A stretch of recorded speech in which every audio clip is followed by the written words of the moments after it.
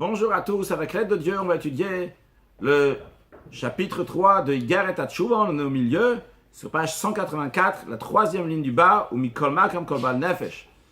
Ce qu'on a vu jusqu'à présent, l'Admour Zaken a expliqué dans le premier chapitre, c'est quoi l'essence de la Tshuva? C'est, jusqu'à présent, je me suis rebellé contre Dieu, et bien maintenant, je prends sur moi le joug de Dieu. Et après, avec le temps, au fur et à mesure, chacun il va rajouter encore des mitzvot, etc. Évidemment, mais de manière générale, c'est que je prends sur moi le joug de Dieu. À la suite, il a expliqué que les jeunes ne font pas partie de la Teshuvah. Ceci dit, les jeunes aussi, ils ont un rôle. Leur rôle, ça peut être pour donner pour empresser la kapara, le pardon.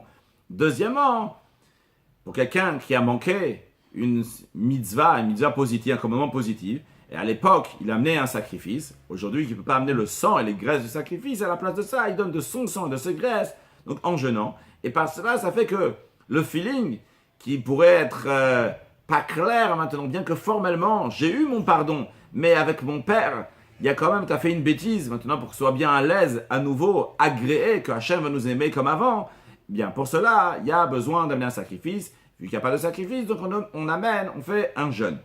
À la suite de ça, dans le chapitre 3, l'Admour Zaken a dit que si quelqu'un il a fait une faute plusieurs fois, combien de fois doit-il jeûner pour cette faute? Il a donné l'exemple de Zer al-Vatala, on ne va pas traduire à chaque fois, donc quelqu'un qui a eu de la semence en vain à perte, il doit jeûner 84 fois. Imaginons quelqu'un que ça lui est arrivé, Dieu en préserve 10 fois, eh bien, est-ce qu'il doit jeûner 10 fois ou une seule fois?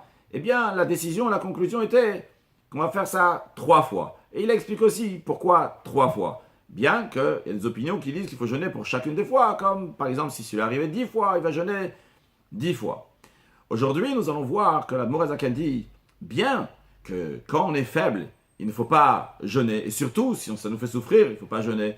Si ça peut nous rendre à malaise, il ne faut pas jeûner. Et en plus, si on étudie la Torah, c'est sûr qu'il ne faut pas jeûner. Bien que tout ça, quand même, celui qui veut bien arranger son âme, fait attention à son âme, ça serait bien qu'il s'arrange pour faire dans sa vie au moins une fois 84 jeûnes, pour l'exemple de Zer al-Vatala, mais de même aussi pour toutes les fautes qui sont graves, de faire au moins une fois dans sa vie ces 3 jeûnes. Donc en l'occurrence, pour Zer al-Vatala, c'est 3 fois 84 jeûnes.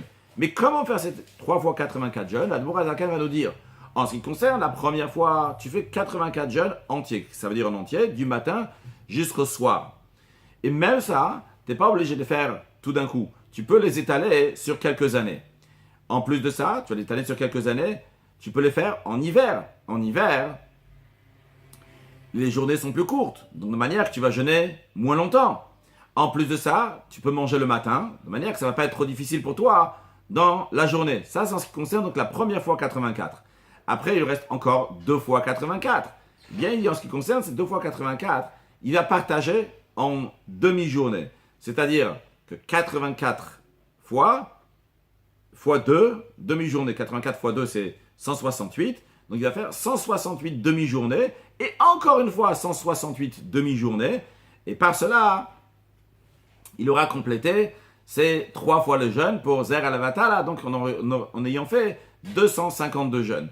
Puis après, dans la suite, l'Admour Zaken nous dira que c'est de même pour tous les jeûnes qui sont stricts, dans lesquels donc, il est coupable de mort. Et après, l'Admour Zaken nous dira comment les autres jeûnes qu'il devrait faire, donc ce n'est pas des jeûnes sur des transgressions qu'il est coupable de mort, bien cela, il va les racheter, les échanger avec la tzedaka, la charité. À rappeler que ce que l'Admour Zaken dit, même les jeûnes donc de 84 jeûnes, et après les 168 demi-journées, etc., c'est uniquement à l'époque, l'époque du Admour Zaken, que les gens ils avaient encore plus de force que nous, mais de nos jours, il ne faut pas faire des jeûnes, il faut donner la tzedaka, la charité à la place. Voyons sur le texte.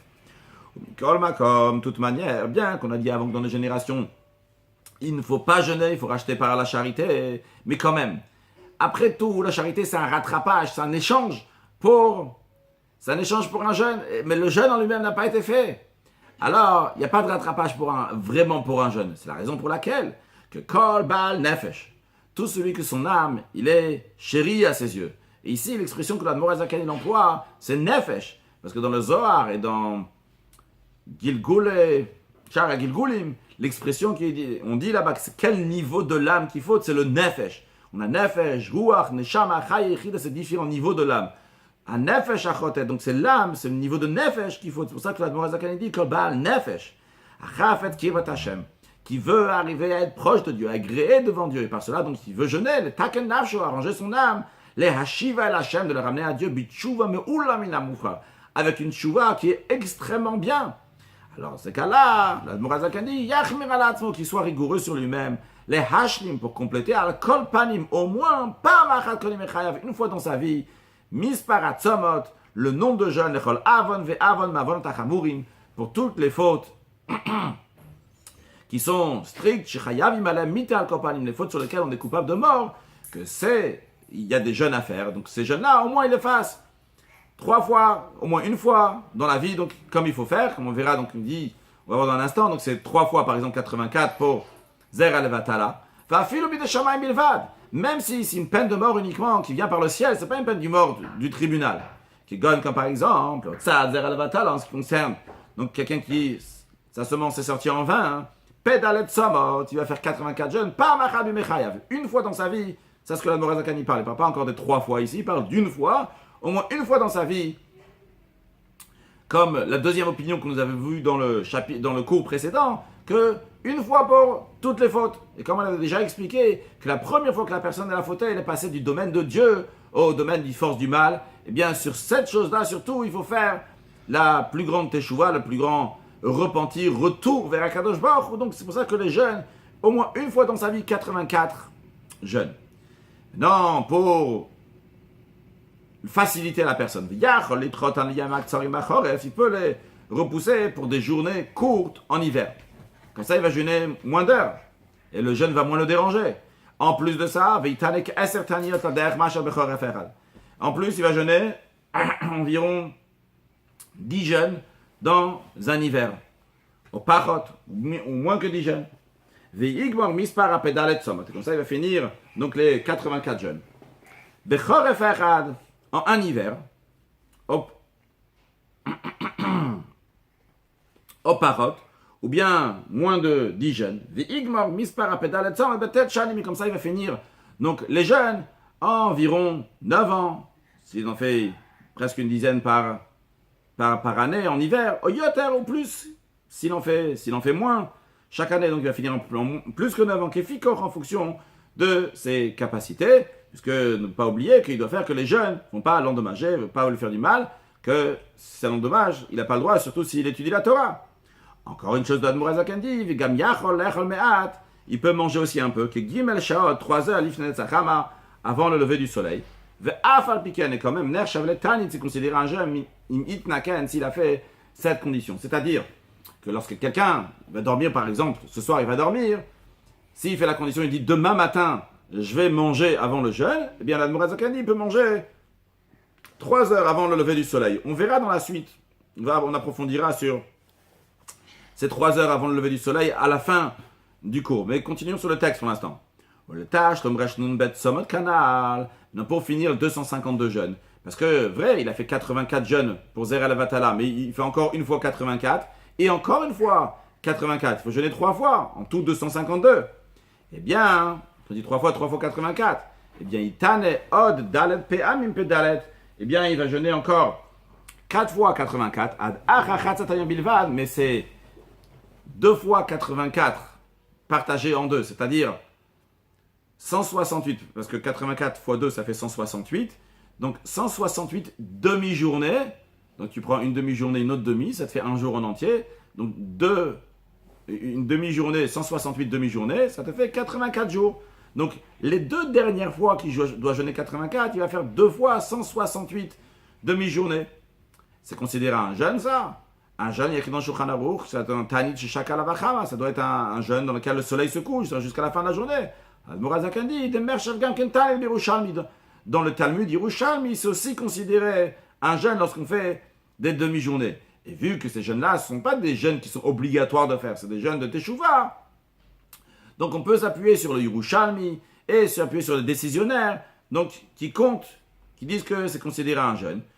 Et ces 2 demi-journées, le Yom Echad sont considérés comme un seul jour, le Inyanze, pour ce sujet-là, pour le nombre des jeûnes qu'il y a pour les fautes. Pourquoi l'Admor HaZaken ici souligne dans Yerushalmi particulièrement, dans le Talmud de Yerushalmi, comme vous savez, il y a deux Talmuds. Il y a le Talmud de Bavli, de Babylone, et le Talmud de Yerushalmi. Le Talmud de Babylone, avec beaucoup de questions, jusqu'à qu'on arrive à la conclusion, ça met beaucoup de temps. Dans le Talmud de Yerushalmi, on arrive beaucoup plus facile à la conclusion. Alors pourquoi l'Admor HaZaken souligne que c'est le Yerushalmi? La raison, elle est parce qu'il veut ramener le mérite de Yerushalayim. Le mérite dans deux sens. Premièrement, Yerushalayim, ça vient du langage de Shlemuta Ira, de la perfection de la crainte. Ça monte à haut niveau. Et deuxièmement, l'étude de Yerushalayim, c'est de manière donc on arrive direct au sujet, qui fait référence et qui est lié avec Torah Shel Mashiach, l'enseignement du Mashiach. Le fait de mentionner Yerushalayim, dans ce mérite-là, eh bien par cela, ça rajoute encore plus dans le mérite de cette personne que ces jeunes vont être agréés. Les Sharavonot, Admor HaZaken dit, de même en ce qui concerne les autres jeunes, des jeunes sur lesquels on n'est pas coupable de mort, mais ils sont Kayot Seban, ils ressemblent à ces jeunes sur lesquels on est coupable de mort. Qu'est-ce que cela veut dire? On va voir après plus tard dans le chapitre 7, à la fin, l'Admor HaZaken nous dit certaines avérotes, certaines transgressions qui sont, il dit Shem Mamash Kavodazara Gilo Yarayot Shvirudam, qui sont vraiment comme des fautes graves, comme l'idolâtrie, les relations interdites, les rapports interdits, et le meurtre. Il dit par exemple, Al-Matay Minazdaka, de faire semblant de ne pas avoir vu que quelqu'un a besoin d'Azdaka, de ne pas lui donner, ou bien dire l'Achanara, la médisance, la colère, l'arrogance, et Talmud Torah, le fait de ne pas étudier la Torah. Sur ces jeunes-là aussi, il doit jeûner, donc le nombre de jeûnes qu'il faut, une fois entièrement, et encore 2 fois de demi-journée. Alors, ces jeunes-là ne sont pas des jeunes comme les autres, parce que c'est pas comme Avodah, ferme la porte s'il te plaît. Donc c'est pas comme Avodazara, Gilo Yarayot et Shvirut Damim, comme les fautes qui sont très graves. Mais il y a une certaine ressemblance à ça. Alors sur ces fautes-là aussi, il va jeûner comme il faut. On avait appris pour le casse, pour la colère par exemple, il y a 151 jeunes. Donc d'après cela, il devrait jeûner 151. Hanouch, viens ici. Viens ici. Reste sur le fauteuil s'il te plaît. Donc il doit jeûner 151 jeunes. 151 jeunes, c'est la première fois. Après, il doit jeûner encore 2 fois 151. Comment il va les faire? 151 fois 2, ça fait 302. Il va jeûner 300 demi-journées. Encore une fois, 302 demi-journées. Il vaut mieux ne pas se mettre en colère. Donc, dans les cas, c'est pour toutes ces choses-là, il doit aussi faire les jeûnes. L'Admor HaZaken dit, que tout cœur connaît l'amertume de son âme. Il veut que son âme va être juste, va être droite, va revenir comme il faut. Pourquoi l'Admor HaZaken rajoute cette expression-là? Parce qu'il y a des choses dans lesquelles il n'y a pas besoin. C'est la personne, par exemple, se mettre en colère. Il y a se mettre en colère pour de vrai. Il y a se mettre en colère pour semblant, c'est-à-dire pour de semblant, pour faire peur à quelqu'un qui va se comporter comme il faut. Alors tu fais semblant d'être en colère, mais tu n'es pas vraiment en colère. Alors qui est-ce qui peut justifier ça? Ça, il n'y a que la personne elle-même qui peut justifier. D'ailleurs, cette expression, à chaque kol lav yodea maratna, je suis dans la Gemara, dans le Talmud, à propos de Yom Kippour. Le jour du grand pardon, il faut jeûner toute la journée. Si quelqu'un, il est malade, il y a 100 médecins qui disent cette personne-là n'a pas besoin de manger. Il va être en bonne santé.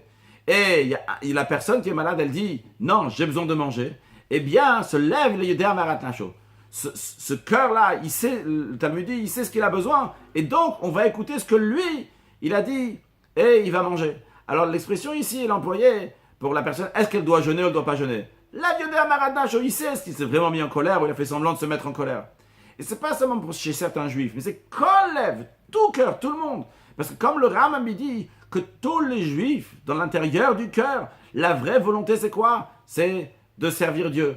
Et c'est la raison pour laquelle que Vechafet Peitzaka, il veut que son âme va être justifiée, va être propre, va être comme il faut.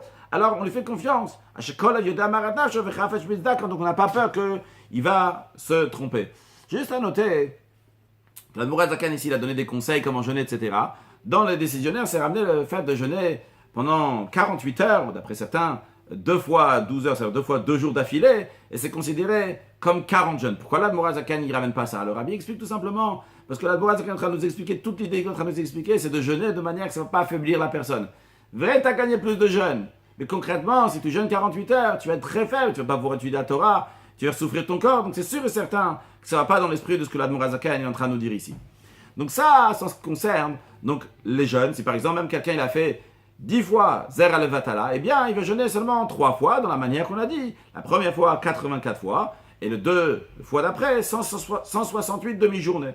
Mais il reste encore, imaginons que cette personne a fait 10 fois, il lui reste encore 7 fois, d'après la première opinion, qu'il devrait jeûner sur chacun des jeûnes. Alors, Admorazaken dit, Achen, cependant, ce qui concerne, ce qui concerne les jeûnes qui dépassent les 252, donc pas les 3 fois, on va dire encore 7 fois par exemple, après, au Kai Gavna, et ce qui ressemble à ça, donc pas seulement pour Zer Alevatala, mais par exemple pour la colère aussi, donc il a jeûné 3 fois, donc pour les 151 fois pour la colère, mais s'il s'est mis 10 fois en colère dans sa vie, il aurait dû jeûner l'achouch les data marpim, il aurait dû jeûner encore plusieurs autres fois, après les 3 fois, plus que les 3 fois, d'après l'opinion qui est rigoureuse, des tanot misparatzom de jeûner le nombre de jeûnes sur chaque fois qu'il fait un misparapam canal comme le nombre de fois qu'il a fauté comme on a dit avant. En ce qui concerne tous ces jeûnes-là, if de kulan bitzdaka, le Mourazaken tous les autres fois qu'il les rachète à la zdaka, c'est-à-dire que par exemple, donc, s'il lui reste encore 7 fois de Zer Alevatala, donc il va faire 7 fois 84, une fois qu'il a fait 7 fois 84, il va donner donc la zdaka pour chacun de ces jeûnes, il va donner la zdaka à la place. Combien? Donc la valeur de 18, cette monnaie donc de Pologne pour chaque jour, comme on l'avait déjà dit la semaine dernière, ça correspond environ à 14 grammes d'or. Vous allez chez un change, vous regardez combien sur internet aussi, on peut regarder. Donc combien ça coûte 14 grammes d'or environ. Et il donne donc cette somme-là à la tzedaka.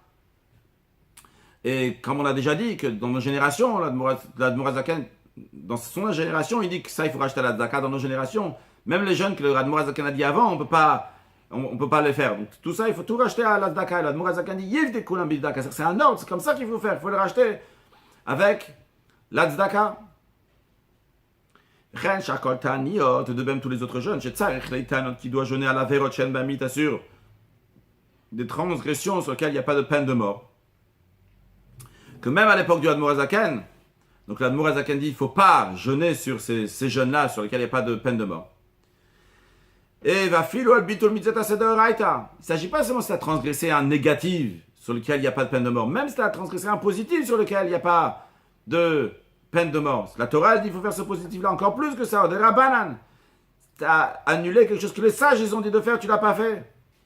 Et pas seulement sur des transgressions positives de la Torah ou des rabbanan, et c'est pas fréquent. Même quelque chose qui peut arriver, Dieu en préserve souvent, Talmud Torah keneged kulam. Talmud Torah, l'étude de la Torah qui est équivalent à tout. Si quelqu'un, il y a un instant qui pouvait étudier la Torah, il n'a pas étudié, il a annulé ce commandement positif. Eh bien, ça aussi, Rizal, il va racheter ça, d'après donc le nombre de jeunes qui sont dits explicites dans les Tikkun et Tshuva, la manière comment faire Teshuvah du Arizal Rabbi Yitzhak Luria, qui a vécu il y a environ 450 ans à Tzfat, il y a 450 ans de cela à Tzfat, Verubam Niskar et Mishnah Chassidim, la majorité de ces jeunes sont mentionnés dans Mishnah Chassidim, Maseret HaTshuva, dans le traité qui s'appelle Maseret HaTshuva. Hakol Kashal Hakol, tout Yiv de Bitzdaka. Encore une fois, l'Admorazaken dit, c'est un ordre, Yiv de Bitzdaka, tout ça, il va faire le chiffre de tout ça, il va racheter la tzedaka canal. Il a il est tsur et nafsh canal, s'il ne peut pas supporter donc les jeunes, il va tout racheter avec la tzedaka, la charité. Ah, et la question se pose maintenant, bien que s'il va faire le calcul de tous les fois qu'il s'est mis en colère, etc., il risque de donner ça va lui coûter très très cher, il donne beaucoup de charité. Les sages disent, celui qui donne de la tzedaka, l'expression de mevazvez, il donne beaucoup de tzedaka, de charité, qui ne donne pas plus que 20% de ce qu'il a, d'un cinquième de ce qu'il a. S'il va tout racheter, il va donner beaucoup plus. L'Admorazaken dit, en la chouche. Il n'y a pas de quoi craindre, mishum ali vazvez yoter mi chomesh, qui ne va pas donner plus qu'un chomesh, plus qu'un cinquième, plus que 20%. Pourquoi? C'est pas appelé un bisbouz, il n'est pas en train de gaspiller son argent. Mais il est en train de payer une thérapie pour son âme. Et ça lui coûte une somme d'argent, il est en train de racheter son âme. À la place de jeûner, de se mortifier, il est en train de payer un prix. Ces dépenses-là sont pas moins que quelqu'un, Dieu en préserve, il va à l'hôpital ou chez le médecin, il a besoin de se guérir, une pharmacie. Il va dire, écoutez, j'ai un quota, combien d'argent je vais dépenser? Ça n'existe pas. Quand quelqu'un a besoin d'une bonne santé, il va payer le prix chez le médecin, à l'hôpital, au pharmacien. Ça souhaite à personne que ça arrive à personne. On parle en théorie. Ou Chatzok a les autres besoins. Il a tel besoin, il a un autre besoin. Il va dire, ah non, je ne vais pas dépenser. Tu dépenses ce que tu as besoin. Donc ton âme, elle a besoin maintenant. Alors tu dépenses. Je suis en parenthèse. Cette expression-là, qu'on dit, celui qui donne la tzedaka, qui ne donne pas plus que 20%. Déjà, ici, le Morazaka nous dit comment c'est tout à fait possible que quelqu'un va donner plus que 20% à la tzedaka, à la charité. Mais à part ça, c'est quelqu'un, dans le Shulchan Aruch, c'est qu'il y a plein de pauvres. Et la personne, elle a les moyens de nourrir les pauvres. Il ne dit pas quand il arrive à 20%, il dit j'arrête. Il doit donner à tous les pauvres qu'il y a. Parce qu'il y a des pauvres qui sont devant lui. Tant que lui, il aura pour lui, il doit donner aussi aux autres. Ça, c'est un. Deuxièmement, c'est déjà deuxièmement, parce que l'Admor Zaken, il a déjà donné une manière comment il va se dire je dois donner plus. Il dit c'est pas Yivazvez. Il c'est pas un gaspiller, c'est pas donner son argent n'importe comment, puisque c'est pour son âme. Deuxièmement, on a dit s'il y a des gens devant soi, des pauvres devant soi, il faut leur donner. Mais troisièmement, le Baal Shem Tov dit dans la Gemara, il y a écrit Al Yevazvez. Yevazvez, c'est un langage de biza, c'est un butin. C'est pour quelqu'un que pour lui donner la tzedaka, c'est vraiment un sacrifice. On est en train de lui prendre ici, c'est une guerre. C'est trop dur pour lui de donner. Alors lui, on te dit, bon écoute, c'est trop dur pour toi, donne juste 20%. Mais si quelqu'un, c'est un plaisir, il a un plaisir de donner la tzedaka, il a un plaisir de donner la charité. Et de la même manière qu'il peut avoir se faire un plaisir d'acheter une armoire, d'acheter un livre, d'acheter une table, d'acheter une chaise, il a le droit. Il a le droit de se faire un plaisir aussi de donner la tzedaka, évidemment. Sur ça, tu vas pas dire, ah non, il n'a pas le droit, parce que Aliyevazvez, ça fait partie de ses plaisirs. Continuons sur le texte, sur le fiche, puisque le nombre de jeunes qui sont mentionnés dans les Tikkun Tshuva qu'on a dit avant, donc du Harizal, Michel Chassidim qui s'est ramené là-bas, il y a beaucoup, et s'il va faire le calcul de tout ça, eh bien, il risque de donner tout ce qu'il a à la tzedaka. Et il restera encore, il risque d'avoir encore après des dettes qu'il doit encore donner parce qu'il n'a pas encore fini. La reine, c'est la raison pour laquelle, c'est la raison pour laquelle que tous ceux qui craignent la parole de Dieu, la harbot meod bizdaka, qui donnent beaucoup de charité, sans faire de calcul, combien qu'ils peuvent donner, ils donnent encore et encore, sans faire de calcul. Et quand toi, tu sors de tes calculs, tu sors de tes limites, alors Dieu aussi, de son côté, il sort de tous ses limites, il y a le kapara, il y a le tikkun, il y a tout qui a arrangé, Dieu, il te pardonne, puisque tu as donné de ton meilleur, tu as donné bechol meod decha, tu as donné tout ton pouvoir, tout ce que tu peux, eh bien, Kadosh Baruch de son côté aussi, il fait ça. Pourquoi on se comporte comme ça aujourd'hui? Kol hacharedim lidvar Hashem, tous ceux qui craignent Dieu, donc c'est nous tous, bien sûr, évidemment. Les harbot meol bizak, a donné beaucoup de charité. Mais chamat chalishutador.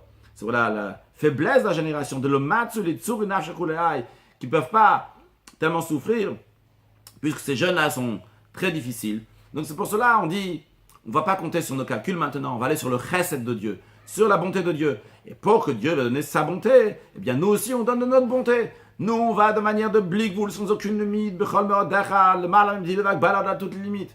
Dieu aussi il va aller au-delà de toutes les limites.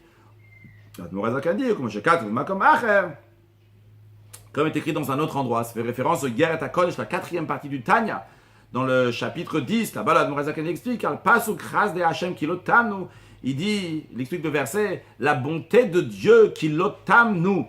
Dans le langage hébraïque, il faudrait dire kilotamu. Kilotamu, que la bonté de Dieu, lotamu, elle se finit jamais. Et pourquoi on dit kilotamnu, que nous ne sommes pas finis?